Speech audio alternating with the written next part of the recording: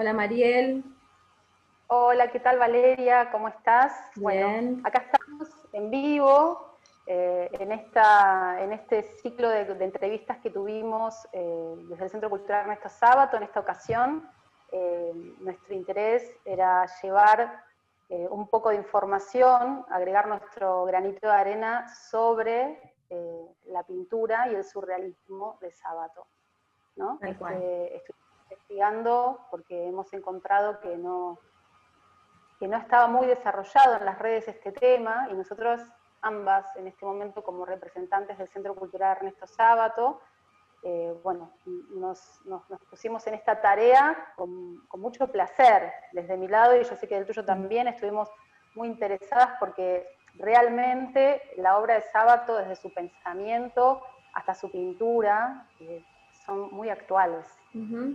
Sí, yo pienso que esta época de pandemia, ¿no? Nos permitió darnos estos tiempos y descubrir estos nichos donde hay interés pero escasea un poco la información. Entonces, encontrar ese hueco como para poner un poco de luz está más que interesante. Se desarrollaron un montón de actividades durante la pandemia del Centro Cultural Sábato, y esta es una oportunidad nueva para comunicarnos con todos los interesados, no solo en la literatura, sino también en la obra plástica. Sí, exactamente, totalmente. Por eso le dimos el nombre de Sábato y el surrealismo, que también lo estuvimos presentando en el marco de la Feria del Libro, que fuimos invitadas en el marco de la Feria del Libro del 3 de febrero, y por eso lo queríamos repetir en este caso, para que quede grabado también en nuestras redes, en nuestro canal de YouTube. Tal cual. Así que si Sí, te parece, lo que podemos hacer es hacer un pequeño recorrido, ir frenando, ir hablando un poco sobre, cronológicamente, de la vida de Ernesto, un poco sobre su obra, porque en realidad lo que queremos en este vivo es expresarnos sobre su pintura. Así que te cuento un poco. Ernesto Sábato nace en Rojas, provincia de Buenos Aires, el 24 de junio de 1911. Sus padres son inmigrantes del sur de Italia. Ernesto es el 10º de 11 hijos varones. De niño era introvertido, no le gustaba jugar, sufría pesadillas y sonambulismo. Esto lo traemos y lo informamos porque es importante a la hora de sus pinturas también, ¿no? Tenía un padre muy severo. Él tenía mucho miedo a su padre, habla de un terror.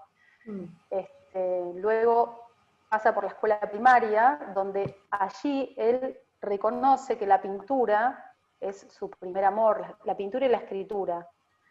Para su educación secundaria va hacia la ciudad de La Plata, transita su adolescencia, que también es una adolescencia gris. Él comenta todo esto, que su infancia y su adolescencia no fueron fáciles, hasta que en las matemáticas se encuentra un orden perfecto. Dentro de su atormentada existencia encuentra que la matemática lo ordena. claro. En 1929 ingresa a la Facultad de Ciencia Físico-Matemática de La Plata, y hacia 1930, en pleno auge de la Revolución Rusa, se afilia a la Federación Juvenil Comunista. Eso también eh, es algo que después por ahí lo podemos ahondar, pero tiene bastante que ver con un pensamiento surrealista. Muchos de los que forman parte del surrealismo adhieren a este tipo de pensamiento. Eh, bueno, Sí, pronto comienza con sus dudas con respecto al comunismo, y los dirigentes del partido lo envían por 2 años a las escuelas leninistas para que él pueda terminar con estas dudas políticas. Pero no sale de la manera que ellos piensan, y en realidad Ernesto sigue con sus dudas y se escapa hacia París. claro. ¿Sí? Ahí empieza todo el acercamiento a la bohemia o al movimiento de vanguardia que está sucediendo. Claro. Todo Así que si querés podemos sí, empezar a mirar un poco. dale. No, sí, todo el Eh, derrotero que en general los escritores de contemporáneos a él casi era mucho más común que ahora que los artistas tengan cierta inclinación política o cierta militancia explícita. Ahora, bueno, a veces uno no comparte su tendencia, pero antes era como más común, digamos, ponerse la camiseta de los movimientos políticos, ¿no es cierto? Vamos Tal a cual. buscar la presentación. Tenemos una Sí, presentación armada, que sí. esto lo Yo vamos te sigo a... contando, Sí, si querés, acá un dale. poquito, porque él se Sí, sí, escapa a París, donde vive meses de pobreza, porque, bueno, se escapa del partido político que lo envía a las escuelas leninistas, ¿no? Entonces, ahí escribe un libro que se llama La Fuente Muda, una novela que también, bueno, como su derrotero siempre había sido quemada, pero él la recuerda. Y Ernesto Sábato después de esto regresa a La Plata en 1936 y allí lo esperaba Matilde Kurinsky, una joven de 17 años quien había conocido antes de ir a Europa en uno de sus cursos de marxismo. Se casa con ella, bueno, se cuenta la historia que ella se escapa y se casan, y en 1938 nace su primer hijo, Jorge Federico Sábato. Continúa con sus estudios y en 1938 concluye el doctorado en física. Poco después consigue una beca para investigar las radiaciones atómicas en el laboratorio Curie de París. Sin embargo, algo comienza a cambiar su interior, sintiéndose cada vez menos atraído por la ciencia, a la que consideraba abstracta y carente de humanidad, ¿no? claro, Acá empieza todo claro. su Empieza todo cuestionamiento de alejarse de la ciencia. claro, lo conflictivo, ¿no? El otro encuentro compartíamos un poco también en los periodos de entreguerra, ¿no? Vivir cuando la ciencia está al servicio de guerras mundiales o empieza a transformarse un poco el sentido, ¿no? De la exactitud de las matemáticas o de las ciencias cuando cambian los objetivos. Entonces eso es también un poco lo empieza Sí, lo que le a empieza a pasar, hacer ruido, claro, digamos. tal Ah, cual. sí. Así que bueno, esta presentación que teníamos armada, la vamos a después estar compartiendo, ¿sí? Un poco lo que fue contando Mariel, está acá en En su el, atelier, ¿no? Está en ese sí, lugar, es una foto de su atelier. es una foto de su Claro, atelier, sí, siempre cuenta con su pasión primitiva, él habla de ese amor por la pintura como algo que tiene desde nacimiento, que después es un poco socavada por esa crítica, y a él tanto parece ser que le duele la crítica, porque en todo momento de su, de su camino siempre habla de que cuando comentaba tal cosa en un claro, libro se lo boicoteaba, o cuando, bueno, se ve que tiene claro, esa súper sí. sensibilidad de Como venir de artista. la ciencia y pasar a la escritura, que también fue como muy criticado, que sea un científico quiera ser un escritor, y después cuando hace el segundo movimiento de pasar de la escritura a la pintura, ya no quiere recibir más críticas, Claro, por sí, sí, eso es lo tal que a cual. él lo que le hace que él no muestre tanto su obra. Si bien hay entrevistas en su taller y hay diferentes cuestiones que él muestra y explica, incluso comenta, no es algo que está totalmente difundido. Nosotros un poco nos permitimos desde el respeto compartirles la obra a todos aquellos que le interesan, pero no es algo que él en su vida manifestó, más allá de que él haya expuesto, ¿no es cierto, Mariel? Sí, sí, él expone, pero casi siempre bueno, lo hace en el exterior, en Pompidou, y por ejemplo, bueno, todo el tiempo él dice que no expone acá porque no quiere ser arrasado y odiado por los pintores surrealistas o por la crítica de arte, que no está ya a esta altura de su edad para eso. Claro. Pero sí, es su primer amor la pintura, Tal cual. es su primer amor. Y él habla como siempre esta pasión primitiva desde aquel impulso que tiene el ser humano en toda su humanidad de manifestarse a través de la imagen, ¿no? No solo a través del lenguaje, sino a través de la imagen como aquello que es lo primero que el hombre percibe cuando abre los ojos, ve. Y el mensaje más Exacto. directo va a estar a través de lo que el hombre ve, más allá de lo que escucha y lee. Entonces, bueno, eso es algo que a él le llama mucho la atención, que se estaba desarrollando ya en París cuando viaja por la beca Curie.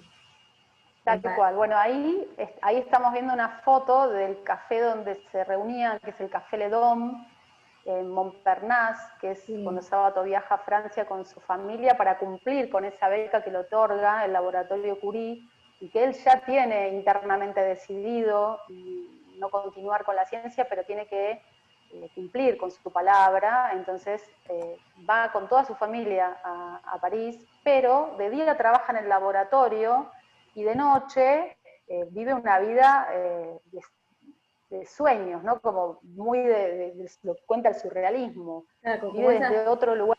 tal cual, como esas películas que podemos ver medianoche en París, que lo que pasa de día se transforma todo durante la noche, ¿no es cierto? Está en el lugar de la bohemia francesa, está en Montparnasse, y ahí se vive como hacíamos el paralelismo, acá es como si estuviéramos en Caminito en la década del 40, del 30, en ese suburbio de talleres, de atelier, de bohemia, donde los músicos, los Sí, escritores. total, donde los poetas surrealistas empiezan como también, ¿no? A encontrar para tener discusiones, para crecer en este movimiento que como contábamos también proviene del dadaísmo, el surrealismo, de Sí, Tristan Tzara. Bueno, en este café y en estos lugares, en estas noches que él va para la beca del laboratorio Curie, él termina teniendo una vida y conociendo a personajes como André Breton, que es el que realiza el manifiesto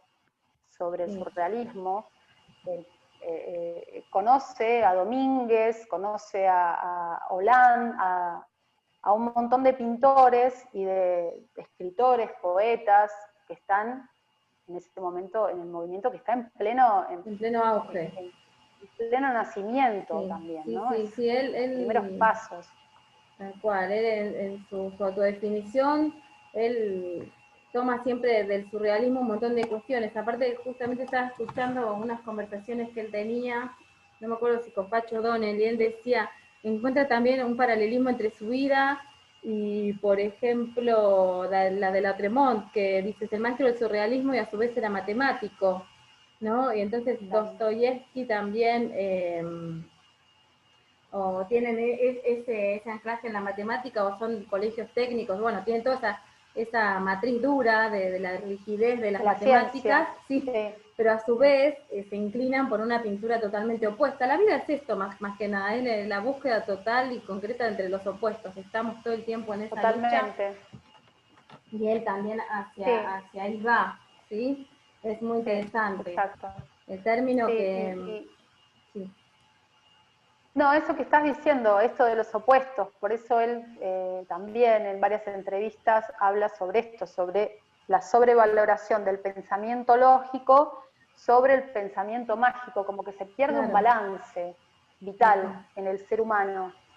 Sí, sí, sí, sí, sí. Él decía, a veces consideramos de genio a un matemático y no consideramos de genio a una persona anciana que vive en su tribu, que tiene sus saberes ancestrales. Estamos un poco equivocados en lo que consideramos la genialidad del hombre, ¿no?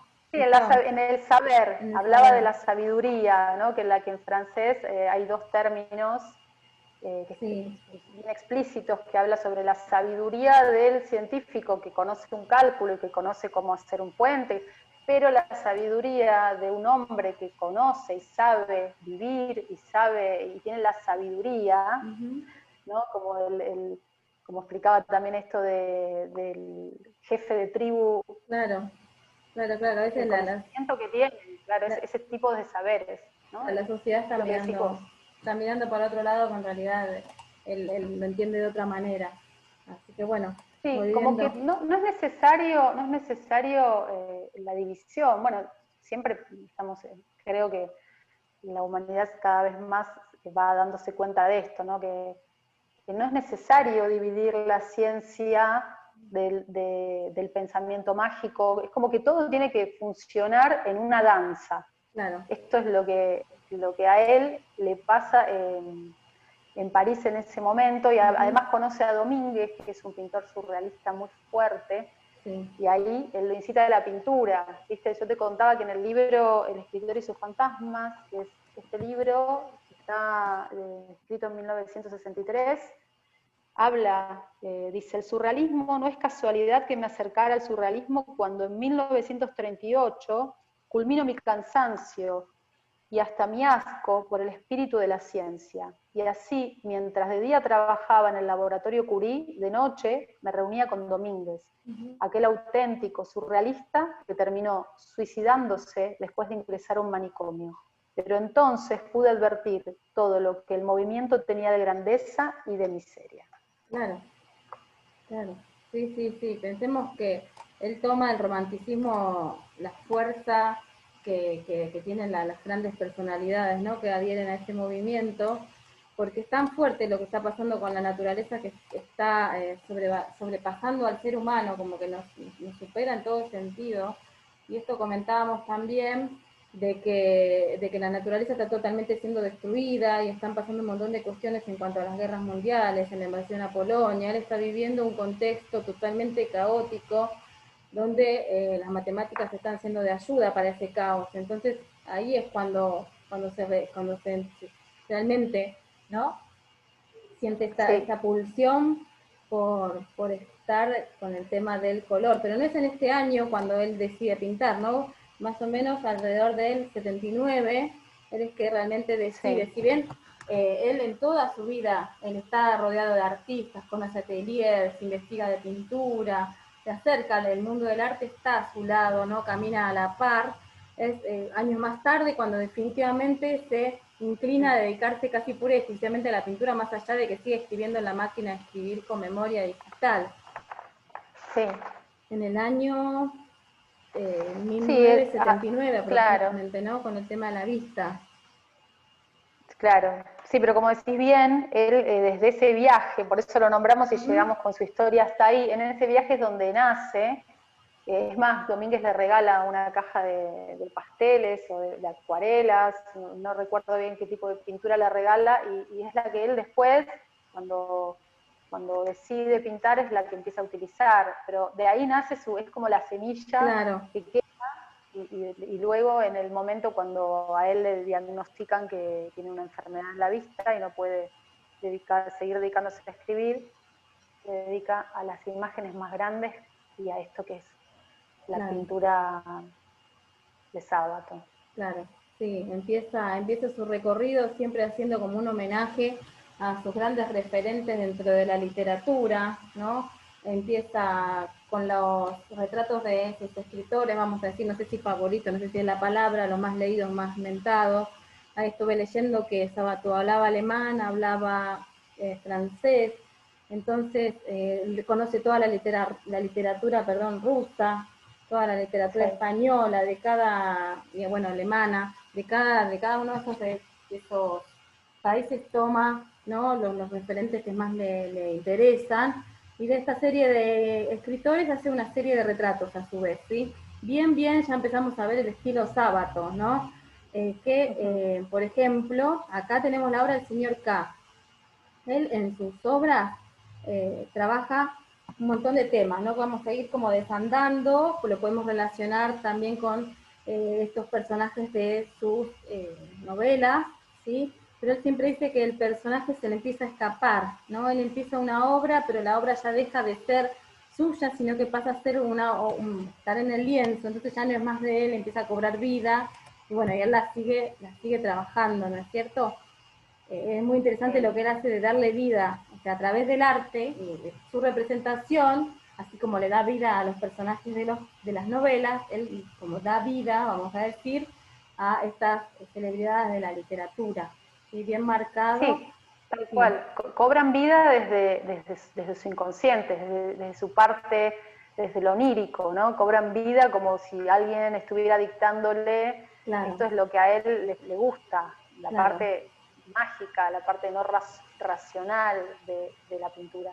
Claro, está siempre en el dintel, él dice, como el sobrenaturalismo está entre la vigilia y el sueño, ese segundo mágico que él siempre menciona, tener estas visiones, ¿sí? Que a veces uno mismo cuando se está por dormir empieza a tener estos destellos de colores, bueno, que van acompañando el sueño, y parece ser que también están al despertar. Al despertar tenemos unos minutos para recordar lo que soñamos, y que si no lo hacemos lo podemos llegar a olvidar. Bueno, él, por lo que cuenta, trata de mantener estos instantes en su mente para después representarlos en sus pinturas, ¿sí? Acá vemos también el conocimiento de Sábato en cuanto a lo que es la morfología, los contrastes, el manejo de la luz, de la sombra, ¿sí? Que él haya llegado a la pintura a una edad adulta con conocimiento de materia, de forma, de tiempo, de espacio, de Claro. estilos, o sea, es una persona que llega sabiendo un montón de cosas, que no es lo mismo lo que comentábamos, empezar a los 7, 8 años que empezar ya a una edad adulta con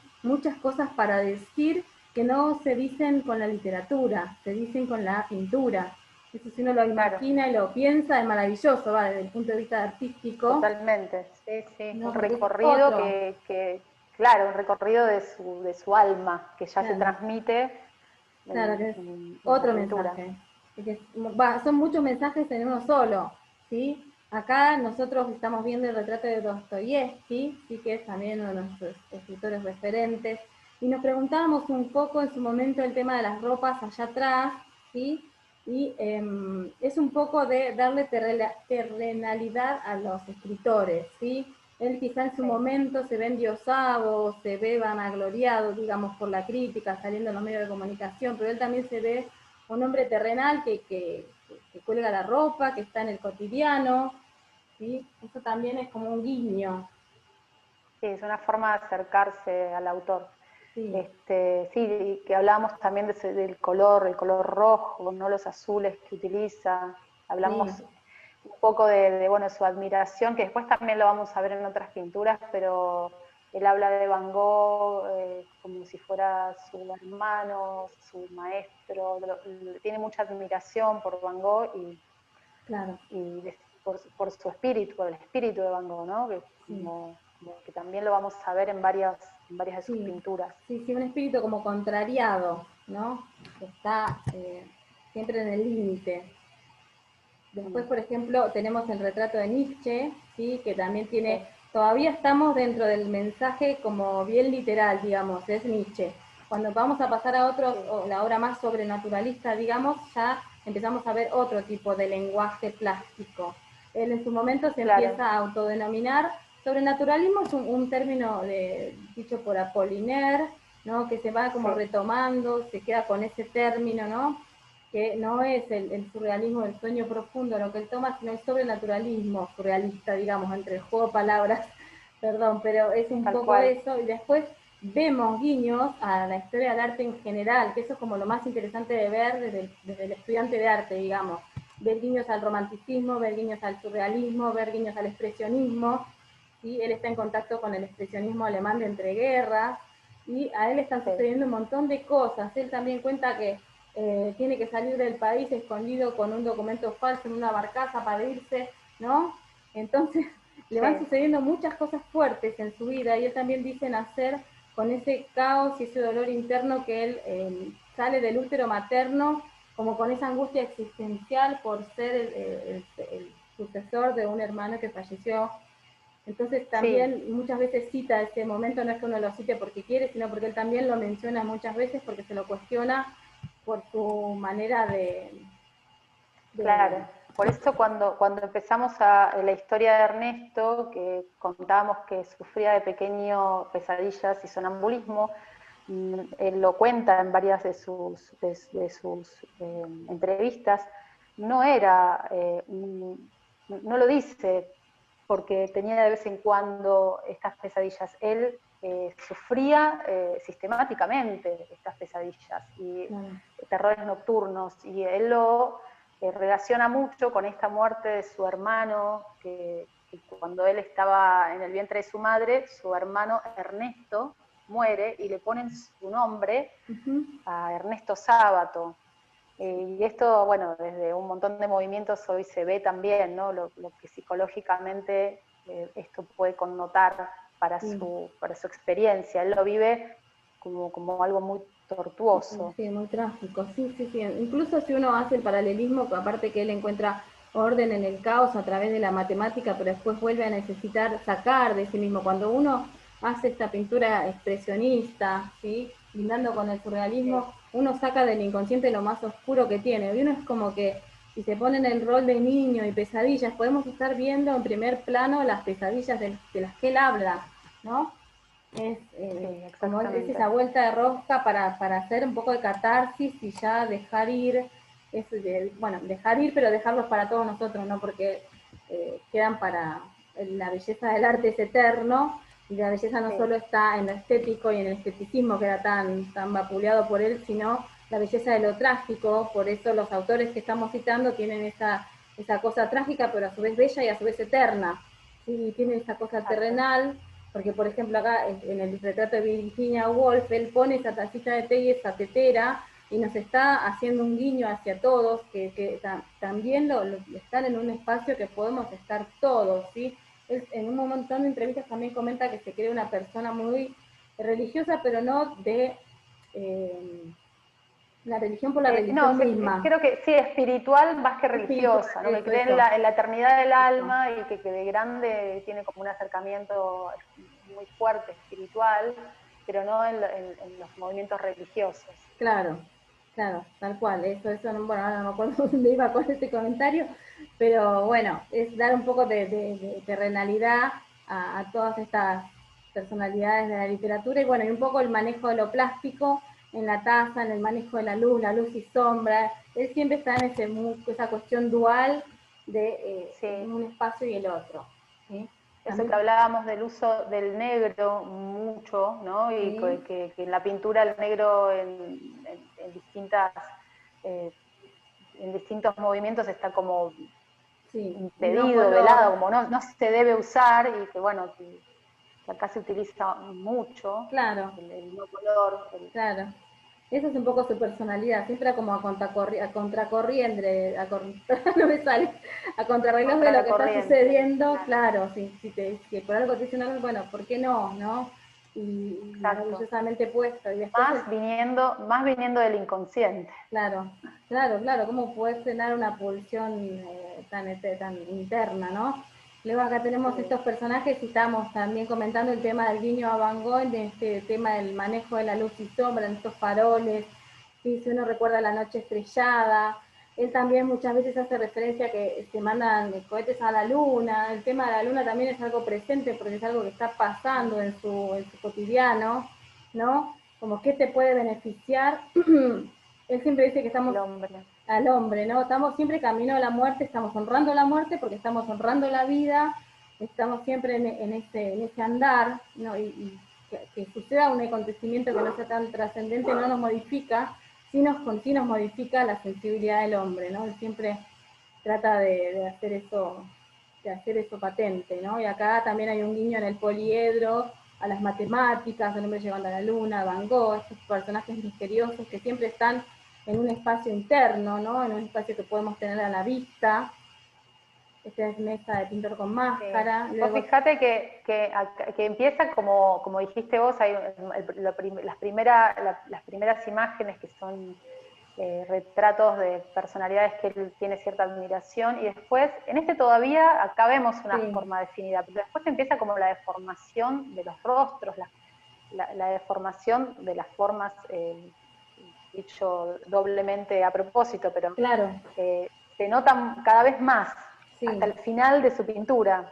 tal cual. Sí, él va como cada vez haciendo como esa introspección y cada vez se va encontrando consigo mismo, ¿no? Y con eso que viene tan desde el sueño y desde lo oculto que se le es velado, ¿no? Que se le es mostrado para que él lo pinte, ¿no? Acá, por ejemplo, habla de Van Gogh, ¿sí?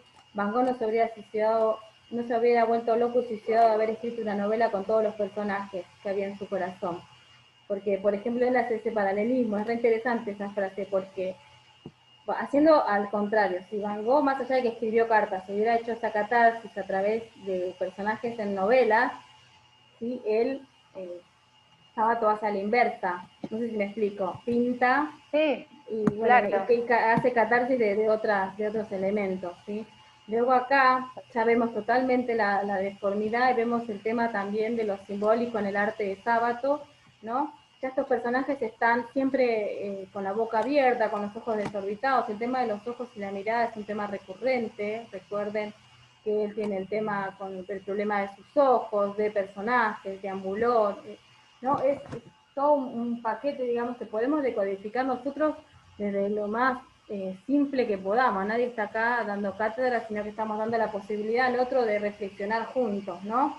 Y aparte, Claro. siempre esta dualidad entre el hombre y el más allá, el hombre y el universo. Tenemos, como comentábamos la otra vez, la escalerita esta como símbolo, ¿sí? El arte cuando es eterno pasa a ser un símbolo y va a ser decodificado por el porvenir en infinidades de mensajes. Por ejemplo, nosotros podemos decodificar las cuevas de Lascaux, podemos decodificar el arte egipcio de la manera que nosotros podemos hacerlo. Y Sábato nos deja estas obras para que se decodifiquen en un futuro de la manera que cada uno lo puede llegar a estar viendo, ¿sí? Acá Claro, el símbolo como el lenguaje universal, atemporal. Claro, como el arquetipo, por ejemplo, este puede ser un arquetipo de ser humano, un arquetipo de escalera, como eso que va a ser eterno, digamos, el hombre es eterno, la mujer, el cielo, la luna, o sea, son Sí, arquetipos tan sí, lo que fuertes. decías vos, la ascensión de lo terrenal a lo elevado, Claro, ¿no? Esto que puede connotar. tal cual, sí. Y luego tenemos estas cuestiones de los aquelarres, de las montañas, de esas cavernas, está el guiño a la literatura, ¿sí?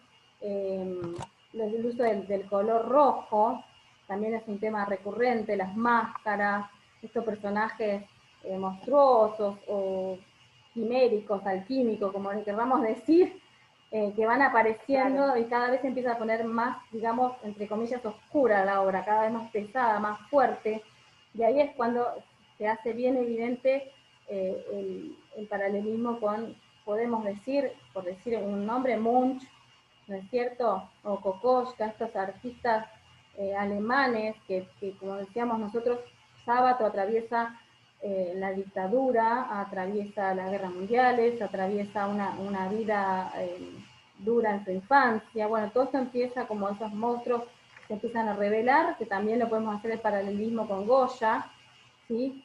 Que es el sueño de la razón produce monstruos, ¿sí? Si uno, incluso hoy mismo, si empezamos a ver la realidad, como nos está atravesando en este momento, tenemos mucho para decir también, ¿no? Sí. Es muy fuerte y siempre es eterna. Sí, lo que podemos recordar, que es interesante, por esto mismo que hablamos al principio de su niñez y su adolescencia tan difícil para él, de transitarla, en el año 1983, con el gobierno de Raúl Alfonsín, cuando regresa la democracia a la Argentina, después de haber venido de la dictadura militar, Alfonsín convoca a Sábato para generar un organismo que se va a llamar la CONADEP, que es una Comisión Nacional de Desaparición de Personas, una entidad estatal que va a ser creada para esclarecer los crímenes de la dictadura. Y él lo denomina que es un descenso a los infiernos, evocando a Dante Alighieri, ¿no? Pero lo vemos también en su pintura y en su transitar por estas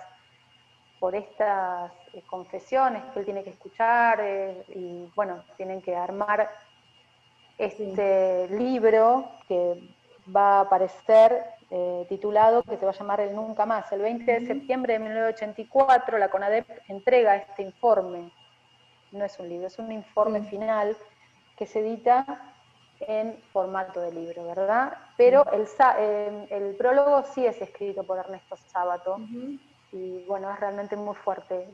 Que tenga la oportunidad de leer el prólogo y conocerlo, la verdad que habla de todos los argentinos por donde hemos pasado. Sí, sí, por eso también traemos un poco a colación todos estos temas, porque todo tiene que ver con todo en Sábato, ¿no? Es una persona tan elocuente y tan circular, digamos, ¿no? Porque, por ejemplo, si tomamos a Nietzsche, es el eterno retorno a siempre las mismas ideas, ¿no? Siempre está, nunca se desdice, ¿no? Es la coherencia misma en su accionar y en su pintar y en su escritura y en sus entrevistas. Vas a ver una coherencia que es, la verdad que muy rico de ver, ¿no? Tenemos, por lo menos en lo personal, tanto que aprender, ¿no es cierto? Por lo menos yo, que no hace mucho que estoy navegando en sus aguas. Así que... Sí, sí, comparto exactamente lo que decís, y en épocas, y cada vez cada vez que lo lees es vigente, y cada vez es más vigente, ¿no? Uno Sí, va sí, como sí. leyendo, y más, tal vez también tiene que ver la edad que uno va recorriendo, y se empieza a encontrar, Claro, y con esta coherencia, como decís claro, vos.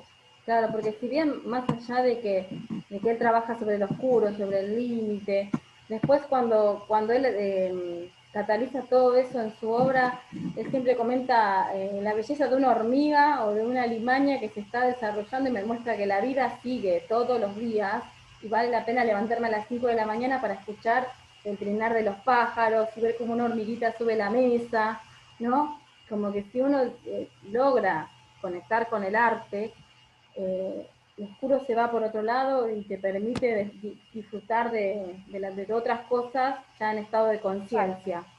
Él sublima con el arte, y bueno, Claro. pero ya sabemos que el surrealismo, André Breton, se enamora de lo que está sucediendo con Freud, ¿no? De lo que va surgiendo de los trabajos de Freud.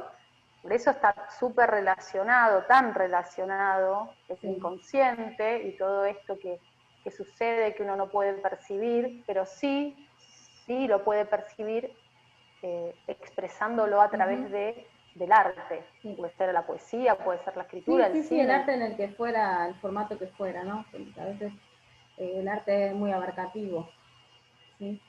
Bueno, acá, ¿Ves? Acá estamos, eso es sí, lo que decíamos, ¿no? Que las formas que se deforman, sí, que también desde lo psicológico se le da una connotación con lo sexual. Estuve leyendo un poco esto de que a sí. veces este tipo de pintura, bueno, también se le da como ese tipo de sublimación Mm. en la pintura. Sí, sí, sí, es verdad, todo tiene que ver con eso también, ¿eh? Como que está en, la, en el trasfondo de los movimientos artísticos. Sí, sí, Sí, total. sí. Y hablando de Acá, Freud, sí, sí, sí, de lo yo la verdad sexual. que no, mucho no he leído poco de Freud, así que mucho no te puedo aportar. Pero bueno, más allá, estábamos volviendo un poco a Sí, ahí me la... contabas, Sí, sí, de eso de los objetos pequeños, ¿no? sí, De sí, los sí, objetos que de él la trae mesa. Sí, aparte cotidianos. sí, es ponerle luz a lo que nadie quiere ver también. Estos visitantes que vamos a estar viendo ahora es lo que nadie quiere despertar, o sea, es reconocerse a uno mismo como que va a envejecer, reconocerse a uno mismo que va a atravesar en el camino que estamos todos, ¿no? Es la dignidad y como nosotros lo atravesemos va a ser cada uno con su historia. Entonces esta serie de visitantes le pusimos nosotros, en las series no tienen nombre puesto por él, sino que para organizarnos y poder dar esta charla, los dividimos así. Siempre el tema de la muerte también es un tema recurrente. Acá vemos la Catrina que llega a una casa y en esa casa hay una persona que está viviendo porque vemos cosas en la mesa, hay un cuadro colgado. Y hay Sí, después los visitantes nocturnos, los visitantes nocturnos que se ve que en la vida de sábado estuvieron toda su vida acompañándolo, claro, ¿no? Y total. acá también tenemos esta obra que se llama Alguien observa el taller de un pintor ausente. Cuando nosotros descubrimos esta obra, para nosotros fue, vamos a decir, en criollo un flash, porque es como que nos encontramos a nosotros mismos pisteando el taller de alguien que no quiere mostrar su obra. Entonces nos Claro. sentimos un poco invasores, o invasores, para chismear, para Sí, ver, para como conocer, curiosos, curiosos, eso, sí, exactamente, curiosos de de su poder, creación.